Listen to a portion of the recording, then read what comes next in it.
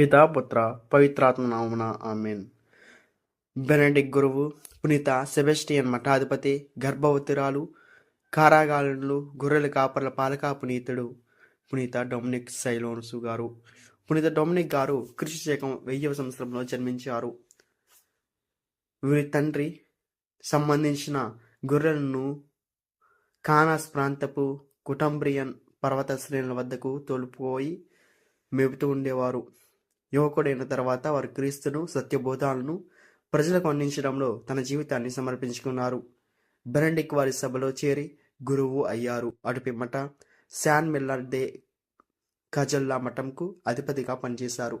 అయితే వారు నివసిస్తున్న స్థలం యావత్ నవరాజుకు సంబంధించిన భూమి అని ప్రకటింపబడి వారి అందరినీ వెళ్ళగొట్టారు.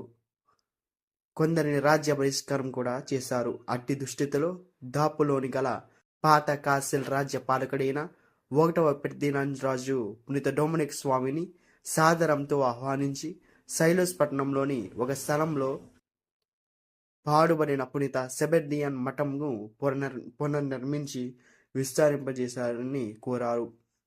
దీనిని డొమినిక్ సావియో గారు స్వతహాగా వాస్తుశిల్పి కావడంతో తమ నేర్పను చూసి రోమన్ నాగరికత కనపడేలా 2 అంతస్తుల నిర్మాణాన్ని వెలిగింపజేశారు.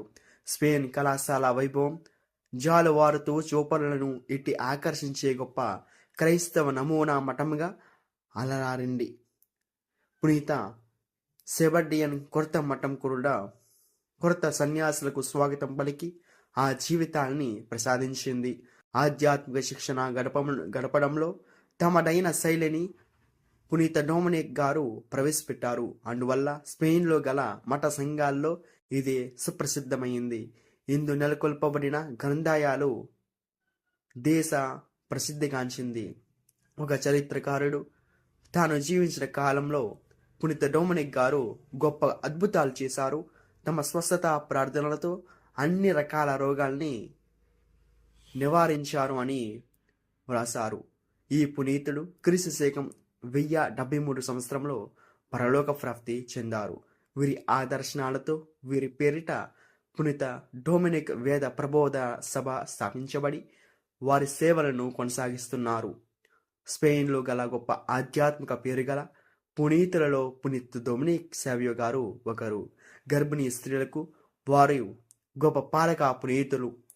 క్రీస్తు శకం 1170 సంవత్సరంలో పిల్లలు లేక బాధపడుతున్న ధన్య చేయండి గుజ్మనమ్మ తన గర్భం పడాలని ఈ పునీతుని సమాధి వద్ద ప్రార్థించి మొక్కుబడి చేసుకొనగా ఒక కుమారుడు జన్మించాడు. ఆ శిశువునకు వారి స్మరణార్థం డొమినిక్ అని పేరు పెట్టుకున్నారు. ఆ పిల్లవాడి పెరిగి గురువై పునీత డొమినిక్ వేద ప్రబోధ సభను స్థాపించడం గొప్ప దైవ సంకల్పం. ఏ గర్భిణీ స్త్రీ అయినా ప్రసవేదనలో పడుతుంటే ఆ కుటుంబ పెద్దలు వెంటనే వెళ్ళి సైలోస్ మఠ సభ్యులను తీసుకొని వచ్చి ఆ తల్లి ప్రసవించే వరకు దైవ ప్రార్థనలు జరిపించడం ఆ ప్రాంతంలో ఆనవాయితీగా వస్తుండేది. పునీత డొమినిక్ సైలోస్ గారు చెరసాలలో నిర్మించబడిన వారికి కూడా పాలక పునీతులుగా ఉండి ఓదార్పును అందిస్తున్నారు. పునీత డొమినిక్ అనగా ప్రభువునకు చెందినవారు అని అర్థం.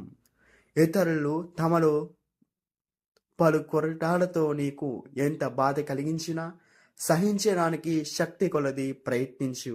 ఎందుకంటే అలాంటి పరిస్థితులను నిన్ను కూడా ఇతరులు సహిస్తుండవచ్చు.